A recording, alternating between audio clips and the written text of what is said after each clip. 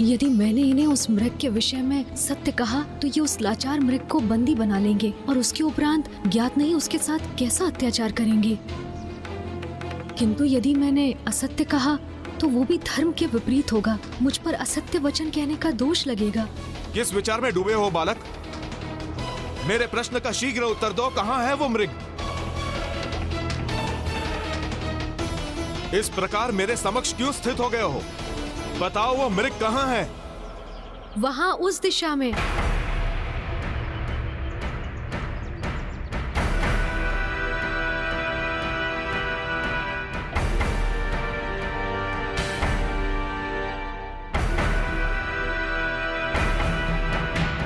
मैंने जैसे सोचा था, बालक नंदी ने बिल्कुल वैसे ही किया। उसने यमराज से असत्य कहा।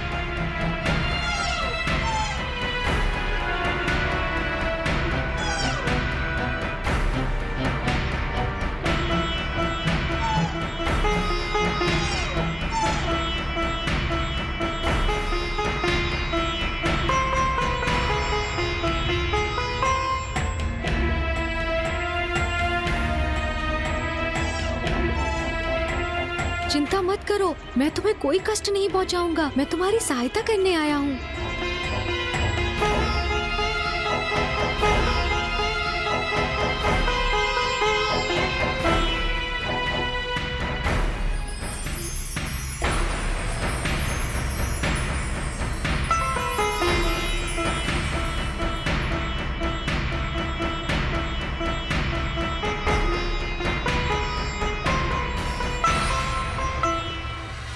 तो तुमने असत्य कहा मुझसे।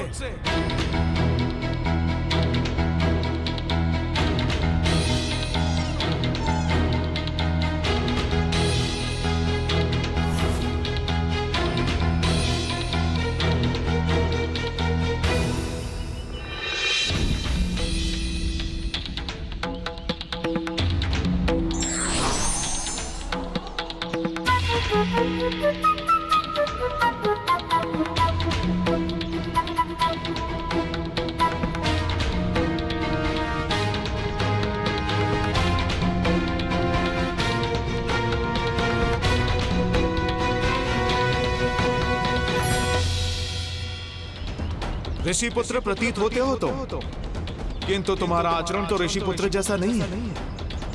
अपनी जिह्वा पे असत्य धारण करते हो तुम।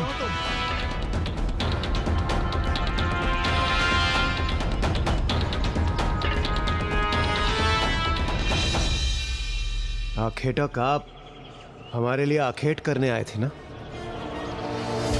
तो फिर यहाँ आप इस कोमल बालक पर क्रोधित क्यों हो रहे हैं? आप जिसे कोमल बालक पुकार रहे हैं ना राजन, वो मिथ्या वचन कहने वाला कपटी और अधर्मी बालक है। असत्य तो आप कह रहे हैं आखेटक महोदय। मैंने कोई अधर्म नहीं किया। देखिए देखिए, पुनः असत्य कह रहा है ये बालक। मैं तो आखेट रूपी मृग के पीछे पीछे यहाँ आया था, किंतु इसी ने मुझे भ्रमित कर दिया, दूसरी दिशा में भेज दिया, जबकि ये मृग इसी के साथ यहीं था। बालक, तुम ऋषि पुत्र हो और असत्य कहने से पहले तुमने तनिक भी संकोच नहीं किया। प्रतीत होता है तुम्हारे गुरु ने तुम्हारी शिक्षा में तुम्हें अधर्म का पाठ सिखाया है। किसी निर्दोष जीव की रक्षा के लिए कहा गया असत्य अधर्म नहीं अपितु धर्म होता है, क्योंकि धर्म कर्म से तो प्राणियों की रक्षा होती है। इसीलिए ऐसा सत्य जिससे किसी प्राणी को हानि पहुँचे वो भी अधर्म ही है।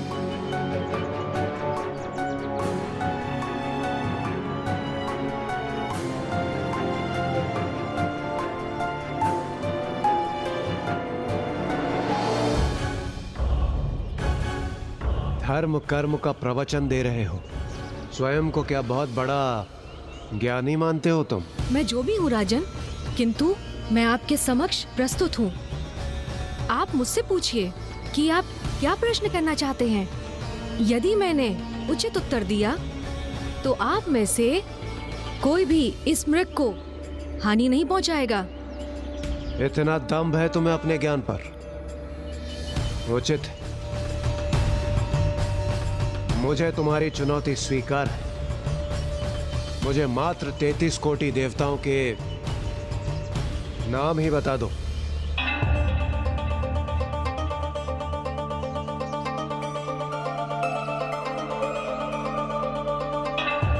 क्या हुआ बालक?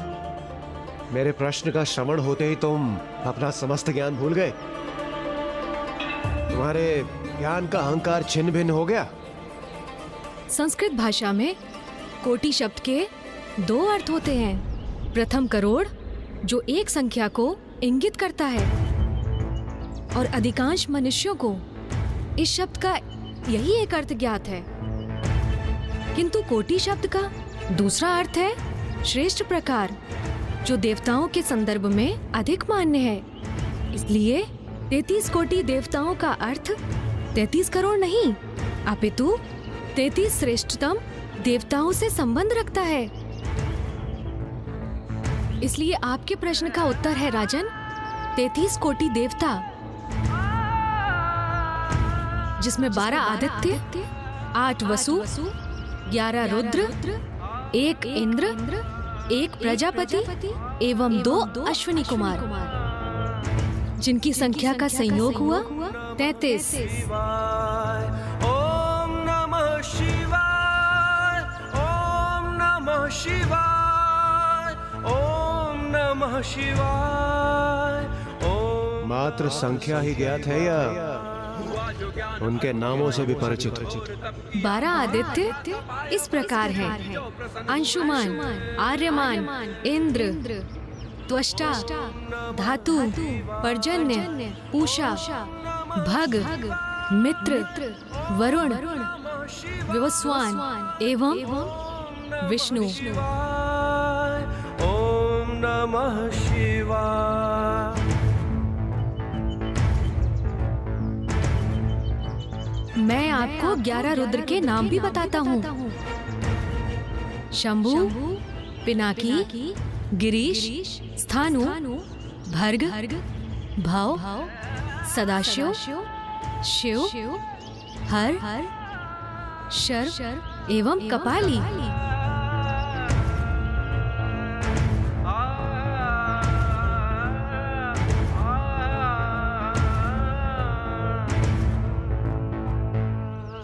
मात्र नाम कंठस्थ कर लेने से कोई परम ज्ञानी नहीं बन जाता बालक।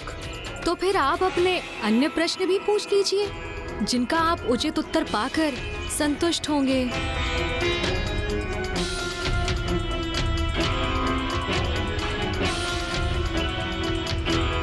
तो ये बताओ, स्त्री और पुरुष के मध्य अधिक श्रेष्ठ कौन है? स्त्री अर्थात माता आदिशक्ति एवं पुरुष अर्थात जगत पिता शिव।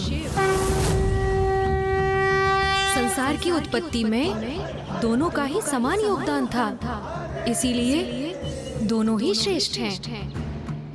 किंतु यदि इन दोनों में से किसी एक को श्रेष्ठता प्रदान करना अनिवार्य है, तो मैं स्त्री को ही श्रेष्ठ कहूंगा, क्योंकि वो तो पुरुष को भी जन्म देती है।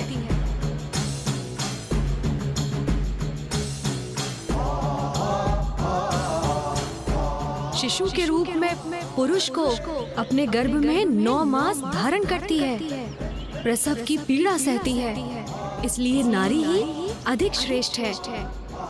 और इसीलिए पति की अर्ध पूजा का फल पत्नी को भी प्राप्त होता है। समस्त देवताओं को माता के गर्भ से ही जन्म लेना होता है।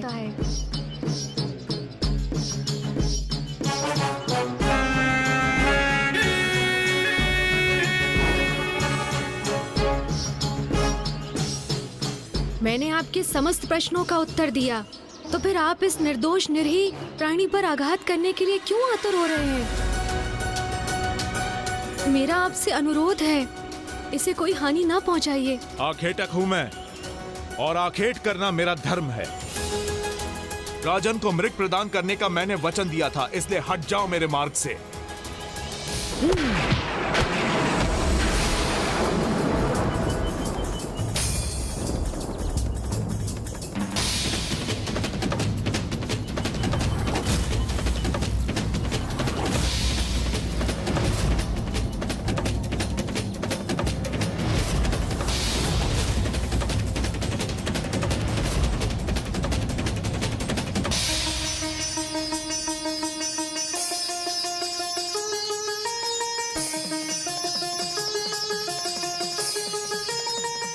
सभी भले ही अपने वचन से हट जाएं, किंतु मैंने इस निर्दोष जीव को शरण दी है, इसलिए अब ये मेरा शरणागत है और शरणागत रक्षा के धर्म से मैं कदापि पीछे नहीं हटूंगा।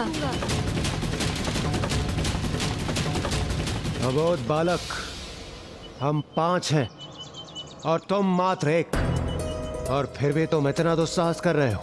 जिसे आप दुस्साहस कह रहे हैं वो तो मेरी धर्मपरायणता है, और ये मेरी चुनौती है कि मैं आप सभी की संयुक्त शक्ति के समक्ष अडिग रहकर धर्म का पालन करूंगा।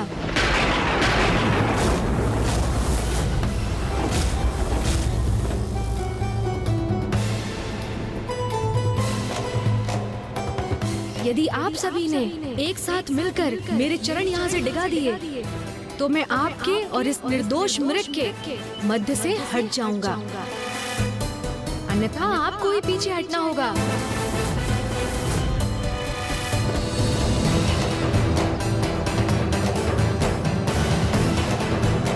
कहीं देवताओं को चुनौती देकर नंदी ने कोई भूल तो नहीं कर दी?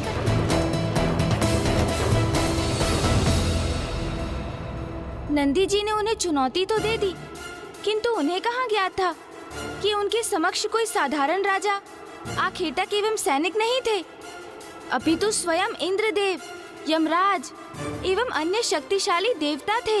उनकी संयुक्त शक्ति का सामना कैसे किया नंदी जी ने? ये संघर्ष तो संकट का रूप धारण कर घोर अनिष्ट का कारण बन सकता था, किंतु बालक नंदी के लिए नहीं, अपितु उन देवताओं के लिए।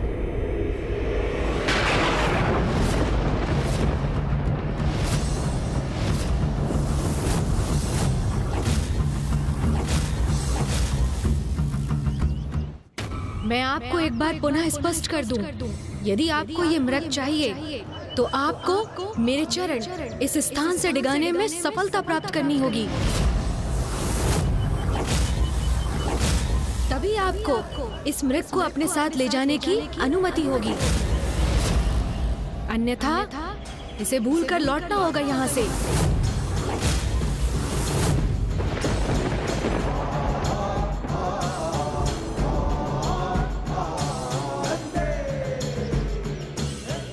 नन्हे से प्राण किंतु वचन कितने महान।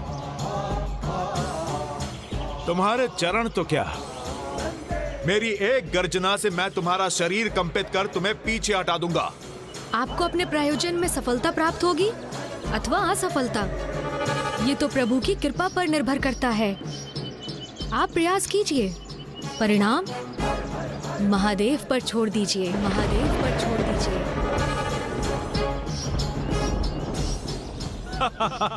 मेरे समक्ष तो महायोद्धा भी भयभीत हो जाते हैं, तुम तो एक नीरे बालक हो।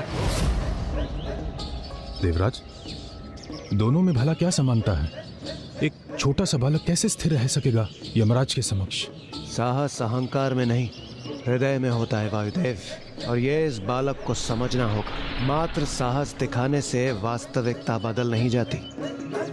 यमराज के समक्ष होकर भी इस बालक को तनिक भी चिंता नहीं है। अद्भुत है नंदी का साहस, किंतु ये साहस कहीं नंदी के लिए संकट ना उत्पन्न कर दे, क्योंकि देवता उसे पराजित करने का पूर्ण प्रयास करेंगे और उनकी संयुक्त शक्ति का सामना करना कहीं नन्हे नंदी के लिए अत्यंत अहित करना सिद्ध हो जाए। कठोर परीक्षा के उपरांत ही मनुष्य का उत्तम चरित्र उजागर होता है, और प्रभु भोलेनाथ के प्रति नंदी की एकाग्रता ने पूर्व में ही प्रमाणित कर दिया है कि वो महादेव का परम भक्त है। और इस परीक्षा के उपरांत ये भी ज्ञात हो जाएगा कि बालक नंदी महादेव का सखा, उनका वाहन बनने योग्य है अथवा नहीं। स्मरण रखना बालक, तुमने स्वयं संकट को आमंत्रित किया है।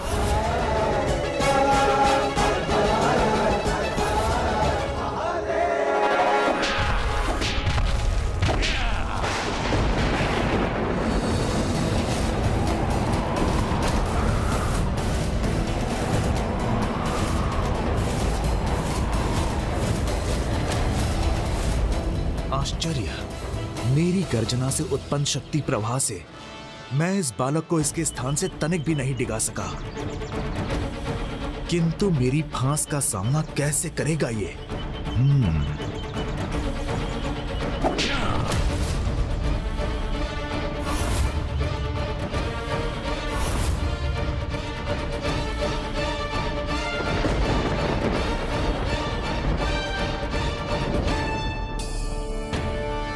जैसे ही यमराज अपना फांस खींचेंगे उसी क्षण ये बालक नीचे गिरेगा। यमराज की फांस इसे अवश्य पराजित करेगी। एक निरीह बालक की इतनी कठोर परीक्षा, क्या ये उचित है देवराज? किंतु इसकी कठिन परीक्षा लेने पर ही हमें ये ज्ञात होगा ये महादेव के सखा एवं वाहन बनने योग्य हैं अथवा नहीं।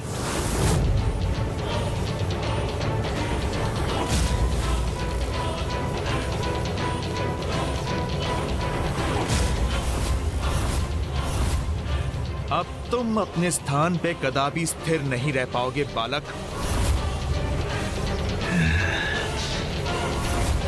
ओम नमः शिवाय। ओम नमः शिवाय। ओम नमः शिवाय। ओम नमः शिवाय। ओम नमः शिवाय। ओम नमः शिवाय। ओम नमः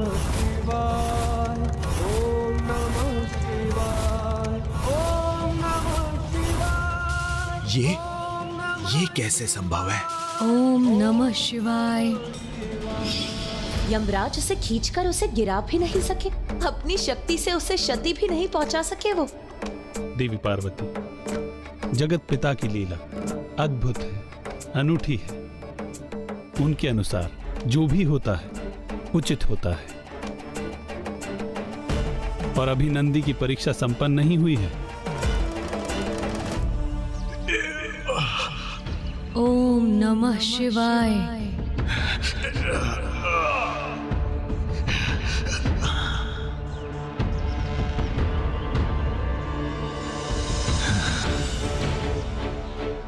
बालक, इतनी उद्दंडता तुम्हारी, तुम मेरा उपहास कर रहे हो। इसका दंड मैं तुम्हें अवश्य दूंगा। ओम नमः शिवाय।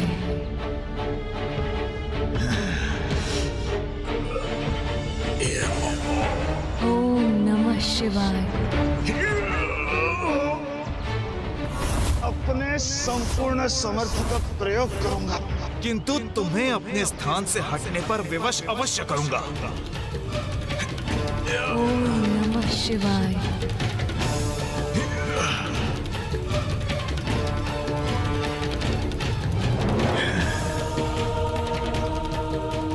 दुस्साहसी बालक, हमारी संयुक्त शक्ति के समक्ष एक क्षण भी नहीं रुक सकते तुम।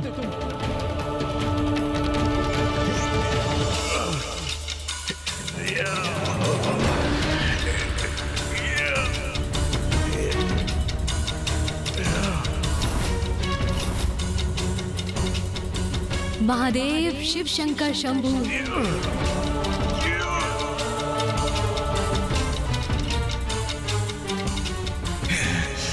अग्निदेव, वरुण देव, अब दोनों के भी आगे बढ़ने का समय आ गया है। नहीं बहन पार्वती, इस परीक्षा को हम तब तक नहीं रोक सकते जब तक बालक नंदी प्रभु का सानिध्य प्राप्त करने हेतु स्वयं को प्रमाणित नहीं कर देता। किंतु लंकेश, देवगण नंदी जी की इतनी कठोर परीक्षा क्यों ले रहे थे? इंद्रदेव अपने स्वभाव से विवश थे और बालक नंदी से उस संघर्ष में वो तो भूल ही गए थे कि वो किसकी परीक्षा लेने आए हैं। सावधान बालक, अब तुम्हारी पराजय निश्चित है। बालक, तुम्हारा हट और अहंकार भंग करेंगे हम।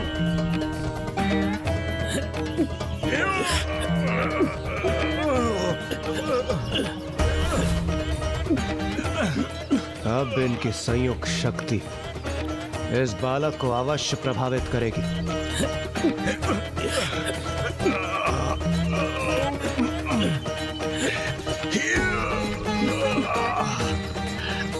महादेव शिव शंकर शंभू।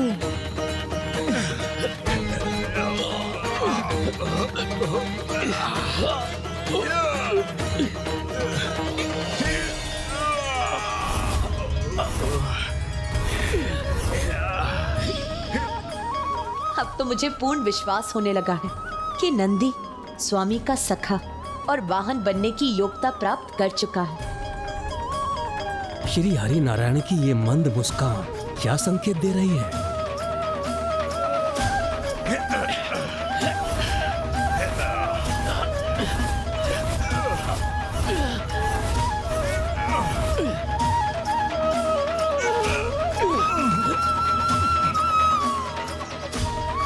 मैंने तो पूर्व में ही कहा था राजन, आप सब एक साथ आकर प्रयास कर सकते हैं।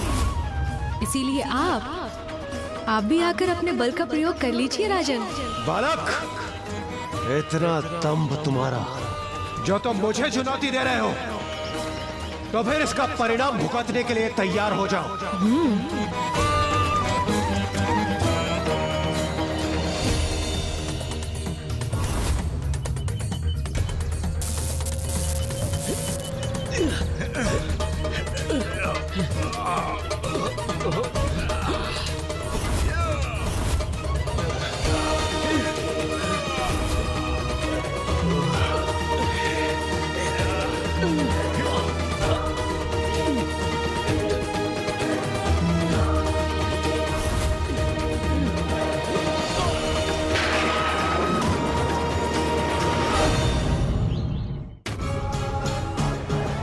रस्सी छोड़कर आप अपने हाथों से भी प्रयास कर लीजिए।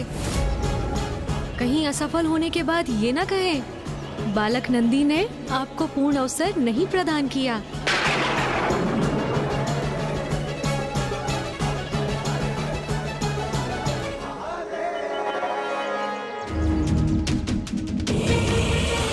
यही चाहते हो ना तुम बालक? तो ऐसा ही होगा। तुम्हारी पराजय निश्चित होगी और वो मृग जिसकी तुम रक्षा कर रहे हो, उस पर भी हमारा अधिकार होगा।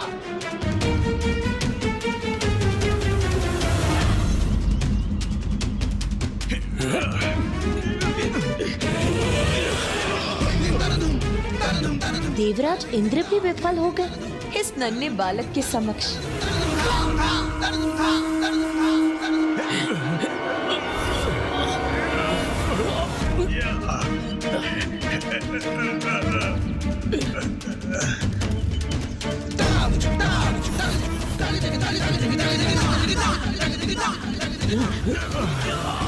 महादेव शिव शंकर शंभू, महादेव शिव शंकर शंभू।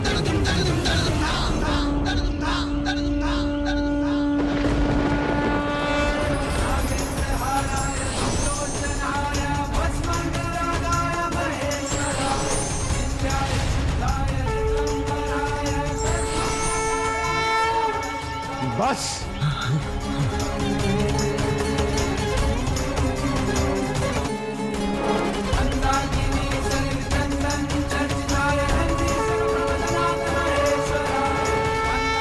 प्रणाम महादेव।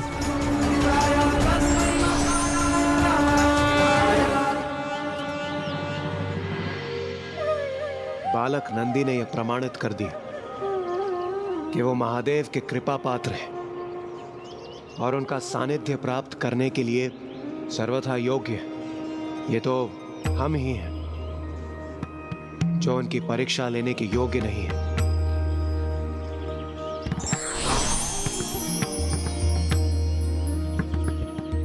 यदि मैं आपको पहचानने में कोई त्रुटि नहीं कर रहा हूं, तो आप इंद्रदेव हैं ना? आप सभी को मेरा सादर प्रणाम। हे अति बलशाली बालक नंदी, आपसे हमें पहचानने में कोई त्रुटि नहीं हुई।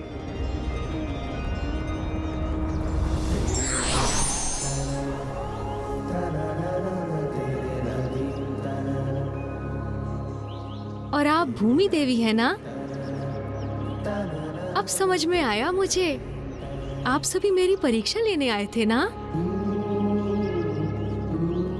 मुझे क्षमा कीजिए कि मैंने आप सभी को अपने चरण थामने के लिए प्रेरित किया, आपको क्षमा याचना करने की तनिक भी आवश्यकता नहीं। ये तो केवल आपकी परीक्षा का भाग था, जिसमें आपने संपूर्ण बल और साहस के साथ स्वयं को सर्वश्रेष्ठ सिद्ध किया है, और हमें भी अत्यंत प्रभावित किया है आपने। आप सर्वथा महान हैं नंदी जी, और ये आपकी धर्म शक्ति का ही प्रभाव है कि हमारे समस्त प्रयासों के उपरांत भी आप अपने स्थान पर अडिग रहे। सत्य है, आप श्रेष्ठ धर्मज्ञ हैं, धर्म के ही अवतार हैं। हम आपको आशीर्वाद देते हैं। आज से आप धर्मज्ञ नंदी के नाम से विख्यात होंगे। नंदी के नाम से विख्यात होंगे। नंदी के नाम से धर्मज्ञ नंदी के नाम से विख्यात होंगे। धर्मज्ञ नंदी के नाम से विख्यात होंगे।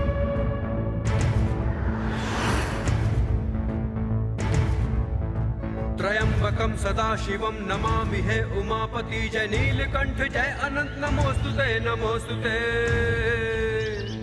मैं आपका आशीर्वाद स्वीकार करता हूँ देवगण, किंतु मुझे तो एक ही आशीष की आस है कि मैं अपने प्रभु महादेव के दर्शन कर उनसे भेंट कर सकूं। ओम नमः शिवाय, ओम नमः शिवाय, ओम नमः शिवाय। भ्राता श्री हरि नारायण, अब मुझे पूर्ण विश्वास हो गया है कि अब नंदी अपनी पूर्ण योग्यता प्राप्त कर चुका है। इसीलिए अब महादेव से उसकी भेंट कराने हेतु हमें उसका उचित मार्गदर्शन करना होगा। आप उचित कह रही हैं देवी।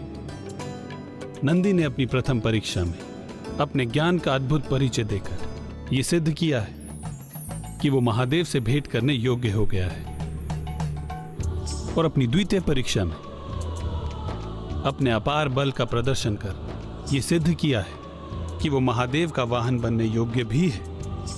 किंतु अभी ये देखना शेष है कि वो महादेव का सखा बनने योग्य है अथवा नहीं। उसके लिए उसे भोलेनाथ को उनके वैराग्य से बाहर निकालना होगा।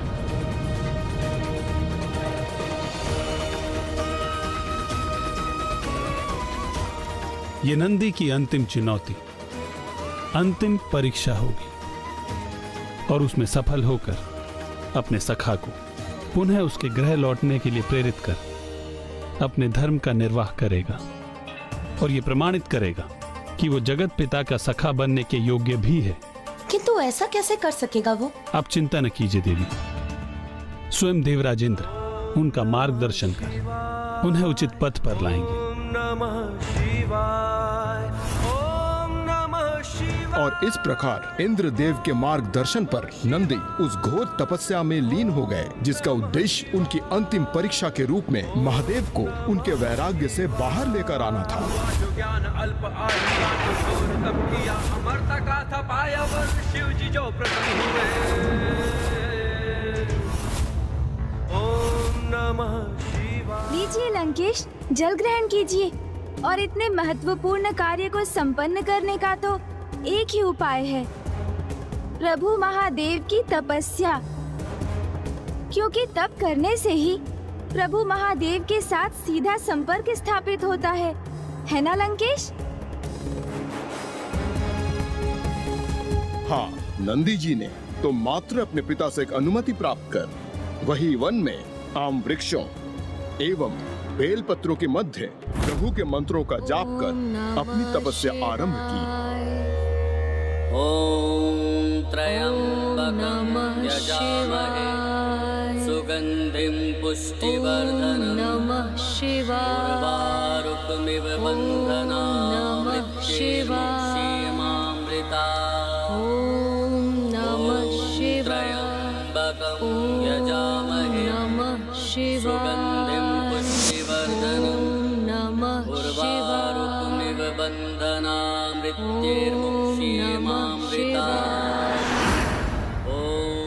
पुत्र नंदी, मेरी तो यही कामना है कि तुम अपने तप से इतनी शक्ति प्राप्त करो कि स्वामी अपने वैराग्य से बाहर आकर कैलाश लौट आए और कैलाश की उदासी दूर हो जाए।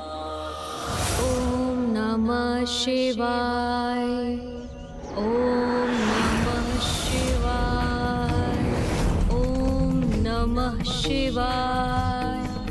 ओम नमः शिवाय। ओम नमः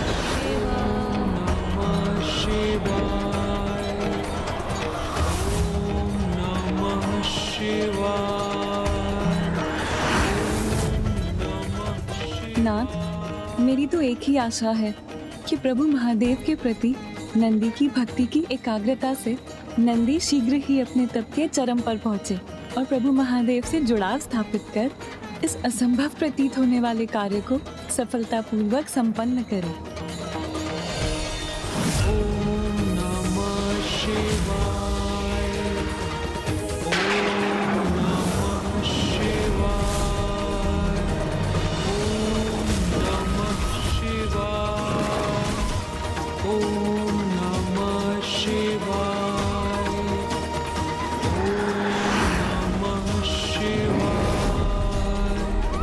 स्वामी, नंदी तो इस प्रकार तप में लीन है कि वो चींटियों के बांबी से पूर्ण रूप से घिर चुका है और उसे इस बात का आभास तक नहीं है।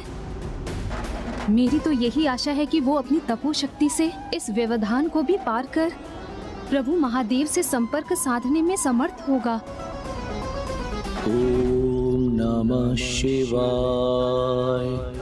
ओम नमः शिवाय।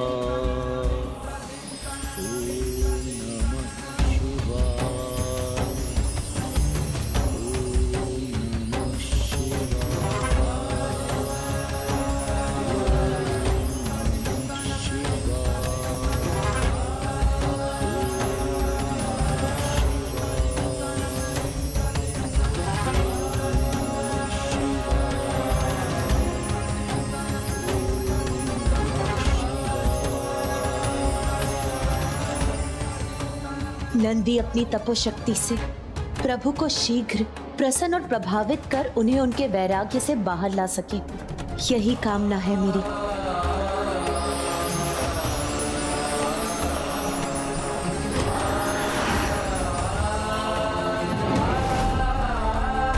ओम नमः शिवाय।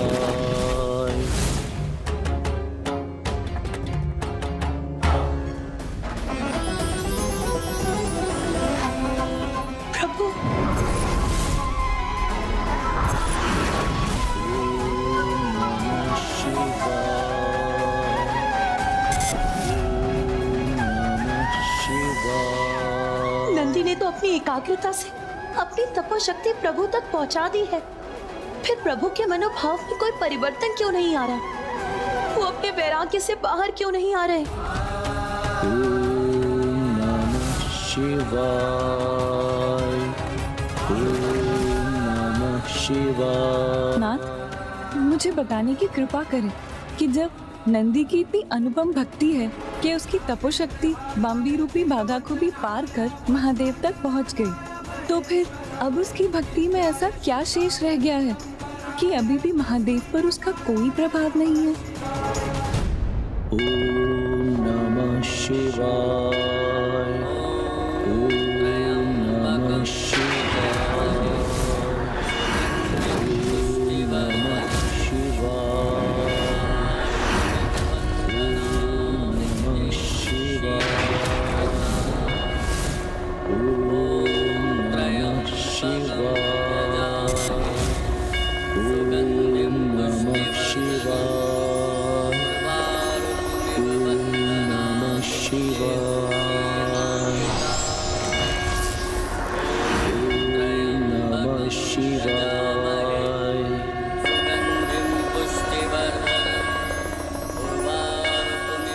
अब महादेव ने नंदी का तप स्वीकार कर लिया है। अब शीघ्र ही नंदी की अंतिम परीक्षा भी सफल होगी।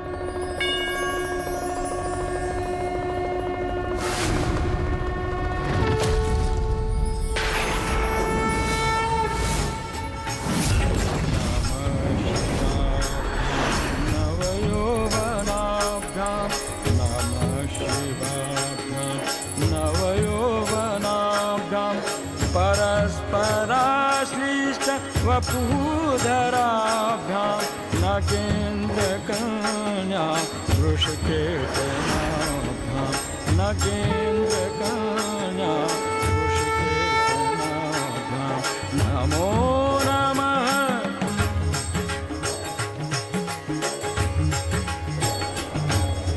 नमो शिवाभ्यां सरस्वतवाभ्यां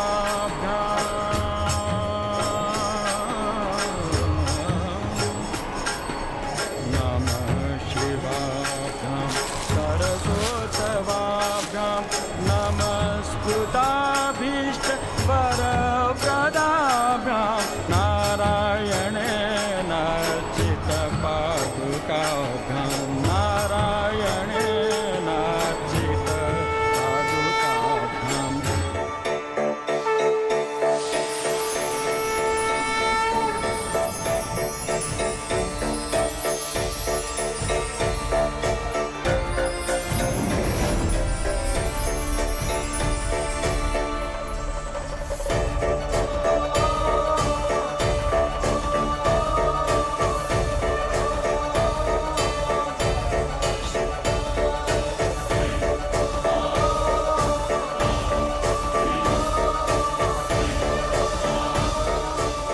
नंदी नंदी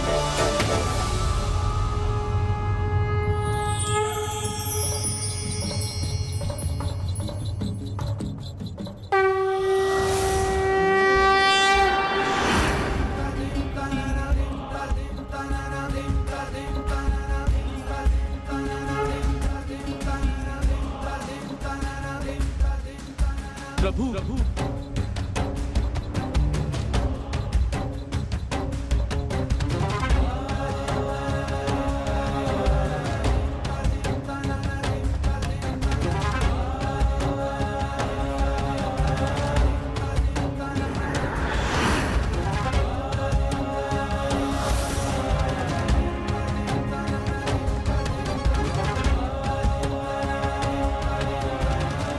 अपने भक्त का प्रणाम स्वीकार कीजिए प्रभु।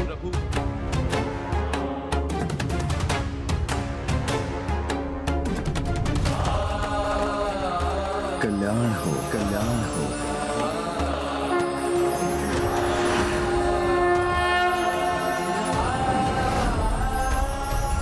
अंततः स्वामी के मुख पर मुस्कुराहट लौट ही आई।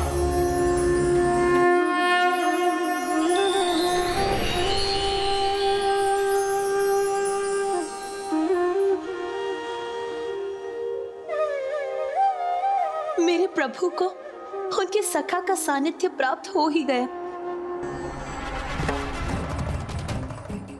नंदी मेरे सखा, चलो चलो, मैं तुम्हें अपने साथ ले जाने आया। मैं तुम्हें अपने साथ ले जाने आया।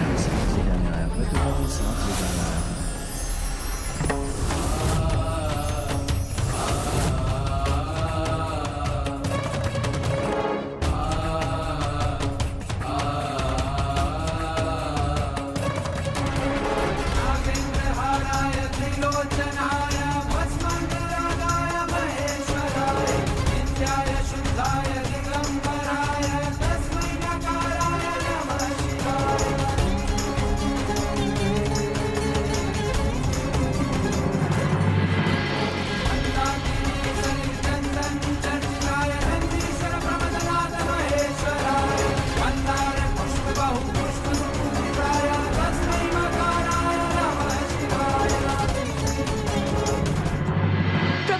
साथ लेकर आ रहे हैं। उनके भव्य स्वागत का आयोजन कीजिए। जाइए, शीघ्र जाइए।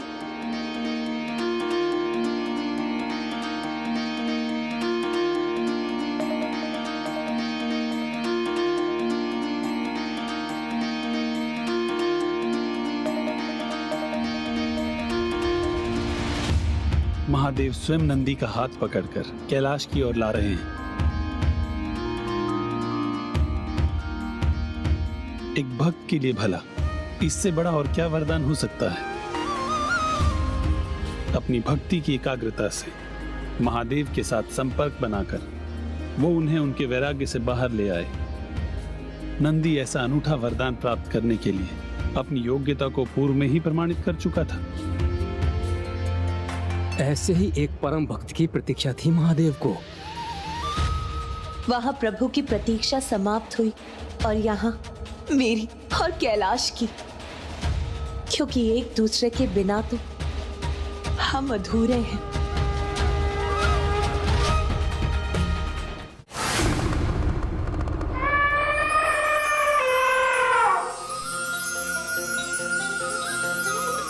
कितना अद्भुत होगा ना वो दृश्य, जब पिताश्री के साथ नंदी जी के आगमन से समस्त कैलाश आनंदित हो गया होगा।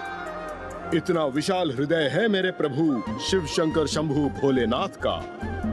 इतना साधारण तपस्या के परिणाम स्वरूप इतना महान वरदान प्रदान किया, और यही नहीं, निरंतर नंदी पर अपनी कृपा वर्षा करते रहे। बाम्बी से निकलकर वहां पहुंचे नंदी का अभिषेक उन्होंने पंचनद को उत्पन्न कर करवाया।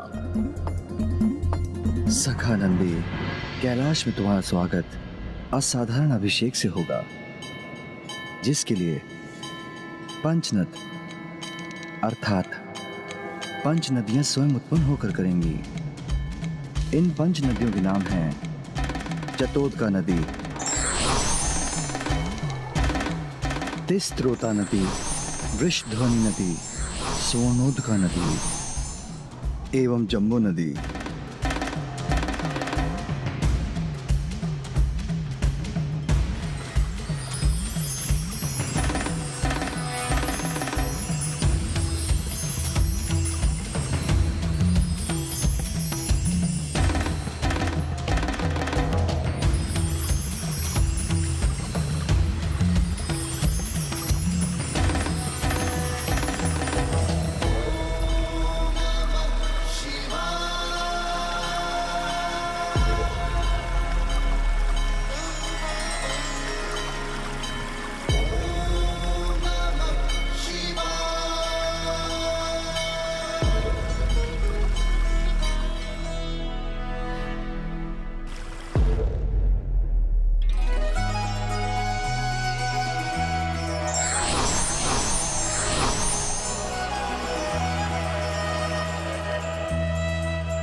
नंदी के अभिषेक हेतु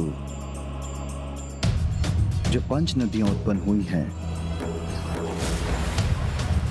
भविष्य में जो भी उनके पावन जल में स्नान कर भक्ति भाव से नंदी की स्तुति करेगा, वो सभी पापों से मुक्त हो जाएगा। और जिस प्रकार नंदी के कैलाश में आगमन से आनंद तरंग उत्पन्न हुई है, उसी प्रकार इन नदियों की पावन जलधारा से सूखी बंजर भूमि को अपने जल से सींचकर सभी को आनंदित करेगी। नंदी, मैं तुम्हें अभी और वरदान प्रदान करने का इच्छुक हूं। आज से तुम समस्त शिव गणों के अध्यक्ष होंगे। एक और वरदान देता हूं तुम्हें। मरुत की पुत्री सुयाशा से तुम्हारा विवाह होगा, और ये तृतीय वरदान है जो मैं तुम्हें प्रदान करता हूं। अब तुम जीवन मृत्यु के चक्र से मुक्त होकर सदा कैलाश में ही निवास करोगे, और तुम्हारे समस्त पितरों के साथ तुम्हारे पिता को भी कैलाश में स्थान प्राप्त होगा। और तुम मेरे स्वामी जगत पिता महादेव को उनके वैराग्य से बाहर लेकर आए। तुम उनके सहायक बने, उनके साथ तुमने एक पिता पुत्र का संबंध स्थापित किया। इसीलिए आज से तुम मेरे लिए एक पुत्र के समान प्रिय रहोगे।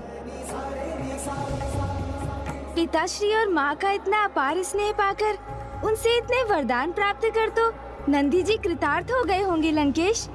उनके आनंद की तो कोई सीमा ही नहीं रही होगी। हाँ, फिर भी उन्होंने प्रभु से और वरदान प्राप्त करने की इच्छा व्यक्त की, तनिक भी संकोच नहीं किया।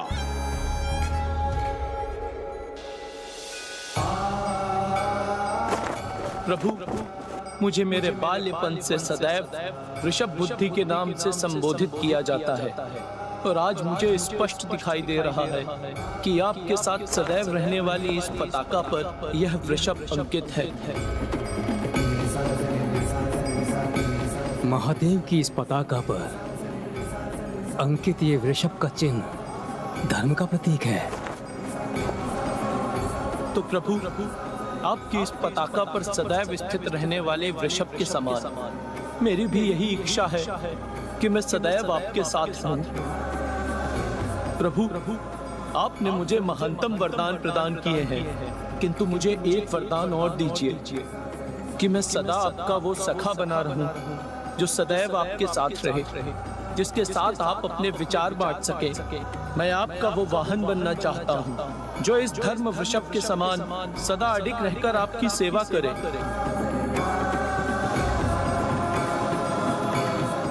मैं आपका वो भक्त बनना चाहता हूँ जो सदैव आपकी भक्ति हेतु आपके समक्ष प्रस्तुत रहे।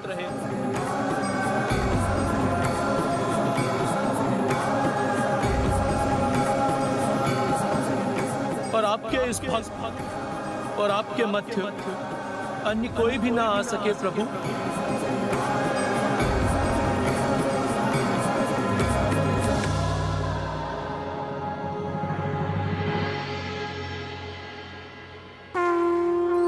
तथास्तु नंदेश्वर, तथास्तु नंदेश्वर, तथास्तु नंदेश्वर।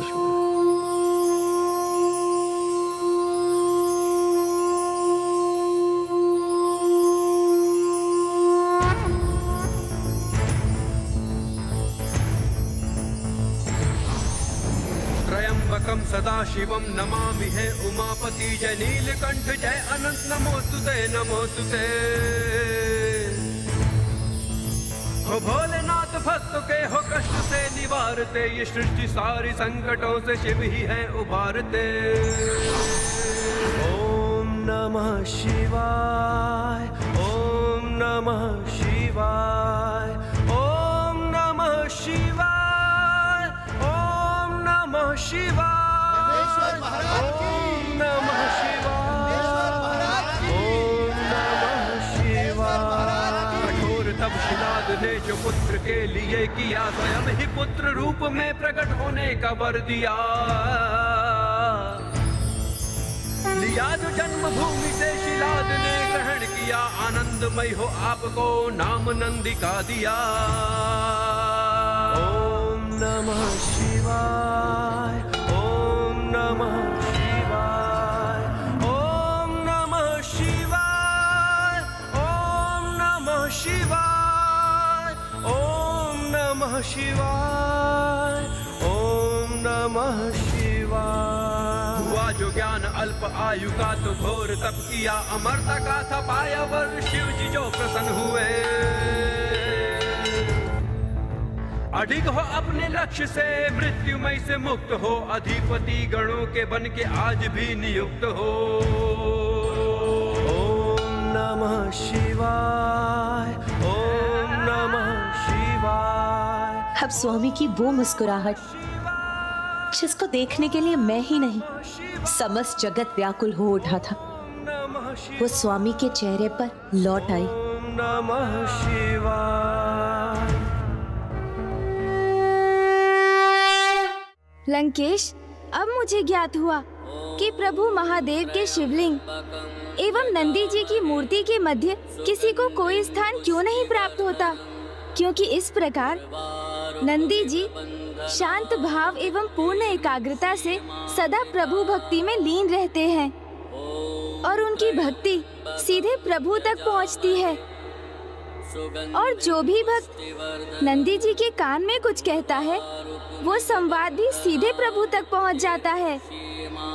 उन्होंने सिद्ध कर दिया कि भक्ति की एकाग्रता से यदि भक्त के नेत्रों में मात्र उसके प्रभु की छवि हो और उसके मन में अपने लक्ष्य पर पहुंचने की प्रतिबद्धता हो, तो कुछ भी प्रभु पद भी असाध्य नहीं।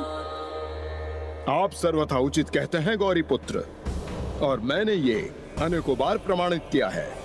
एकाग्रता के सर्वोच्च उदाहरण नंदी जी नहीं, मैं हूँ, क्योंकि मैंने अपनी भक्ति से प्रभु शिव शंकर शंभु को अनेकों बार प्रसन्न किया है। और इसके साक्षी तो आप भी हैं गौरी पुत्र। जो आज तक संसार में कोई नहीं कर पाया, वो मैंने किया है। अर्थात प्रभु के आत्मलिंग को मैंने प्राप्त किया है। इसलिए मुझसे अधिक एकाग्रता संसार में भला किस में हो सकती है? आप उचित कहते हैं लंकेश, किंतु सर्वप्रथम संसार को एकाग्रता का मार्ग दिखाने वाले तो नंदी जी ही थे। इसलिए आइए हम दोनों एक साथ उनकी स्तुति करें। संकोच मत कीजिए दशानन, क्योंकि शिव कथा कहने का पुण्य तो आपको तभी प्राप्त होगा जब आप भक्ति और सम्मान के साथ महादेव के अवतार की स्तुति करेंगे। चतुर गणेशा।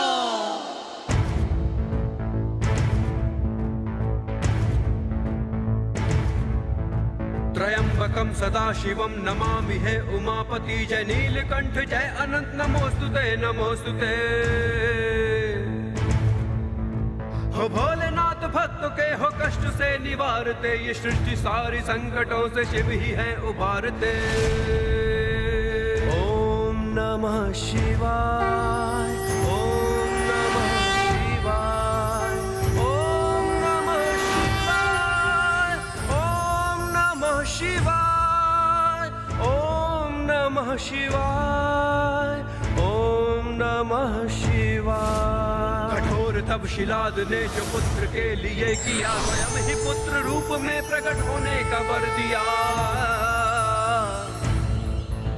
लिया जन्म भूमि से शिलाद ने ग्रहण किया, आनंदमय हो आपको नाम नंदी का दिया। ओम नमः शिवाय, ओम नमः शिवाय, ओम नमः शिवाय, ओम नमः शिवाय, ओम नमः शिवाय, ओम नमः शिवाय। हुआ जो ज्ञान अल्प आयु का तो घोर तप किया, अमरता का था पाया वो शिव जी जो प्रसन्न हुए। अडिग हो अपने लक्ष्य से, मृत्युमय से मुक्त हो, अधिपति गणों के बन के आज भी नियुक्त हो।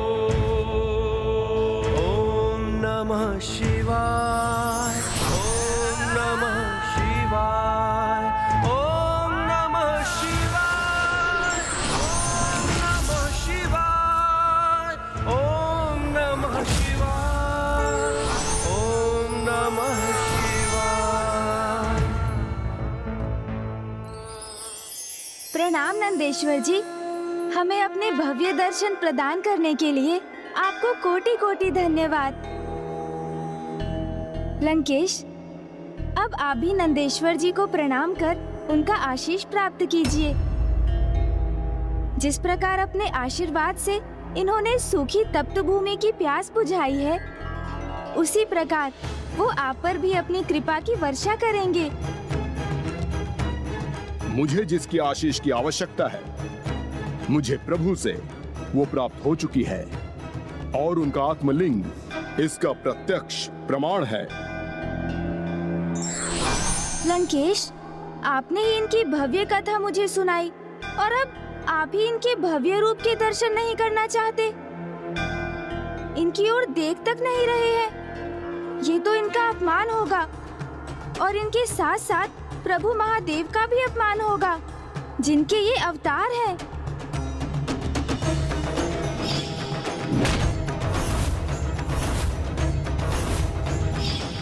यदि मैं इन्हें देखूंगा तो मेरी हंसी उत्पन्न होगी, क्योंकि मुझे इनका वानर समान मुख स्मरण हो जाएगा, जो मैंने कैलाश में देखा था। ये क्या किसी वानर के समान उछल उछल कर एक स्थान से दूसरे स्थान पर चिल्लाए फेंक रहे हो? बहुत हुई तुम्हारी ये क्रीड़ा, बहुत उछल लिए एक वानर के समान। लंकेश, ये तुम नहीं, तुम्हारा अहंकार बोल रहा है, जिसके वश में आकर तुम मेरा अपमान कर रहे हो। दशानन, आप स्वयं अपने आराध्य के अवतार नंदेश्वर महाराज का अपमान क्यों कर रहे हैं? ये आपका भ्रम है गौरीपुत्र कि नंदेश्वर प्रभु के अवतार हैं। इसलिए ये स्वयं भी ईश्वर समान ही हैं। भोलेनाथ हैं मेरे प्रभु महादेव शिव शंकर शंभु। उनके भोलेपन का लाभ उठाकर आपने ये उपाधि प्राप्त की है, और मेरे प्रभु तो साधारण भक्ति का भी बड़ा फल प्रदान कर देते हैं। चंद्रदेव की पूजा से प्रसन्न होकर उन्होंने उनका उद्धार करने हेतु चंद्रदेव को अपने शीश पर धारण कर लिया। भागीरथ से प्रसन्न होकर उन्होंने देवी गंगा को अपने जटाओं में स्थान दिया। और प्रभु तो किसी पर भी अपनी कृपा करने से नहीं रुकते, जिसका उदाहरण आपके समक्ष है। प्रतीत होता है जैसे तुम स्वयं अपने उदाहरण का उल्लेख कर रहे हो, क्योंकि भोलेनाथ का लाभ तो तुमने उठाया है। उनसे उनके आत्मलिंग को प्राप्त कर। अपनी योग्यता से प्राप्त किया है मैंने प्रभु के आत्मलिंग को, और अब इन्हें लंका ले जाकर ही स्थापित करूंगा मैं। शिवधाम का अर्थ ही परिवर्तित हो जाएगा, क्योंकि प्रभु शिव शंकर शंभु कैलाश का त्याग कर लंका में निवास करेंगे। तब आप वहीं उनके द्वारपाल बने रहना नंदेश्वर जी।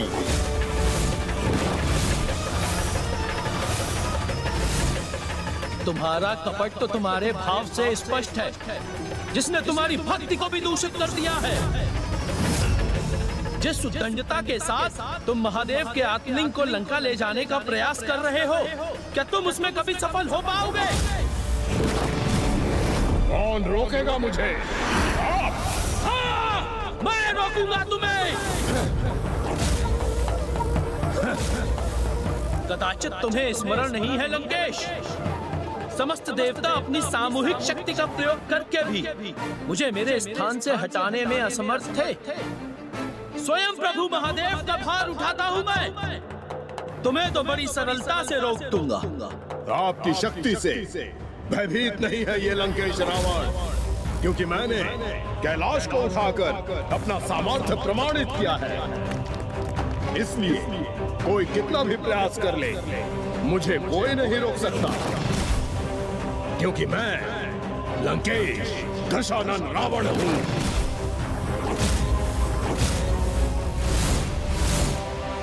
लंकेश! लंकेश!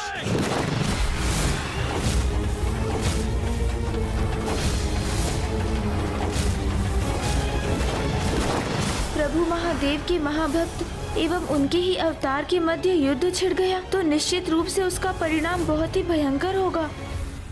कभी कभी एक महाज्ञानी भी नेत्रों पर पड़े अहंकार के आवरण के कारण वो सब कुछ नहीं देख पाता जो एक सहृदय वाला अज्ञानी मनुष्य देख लेता है।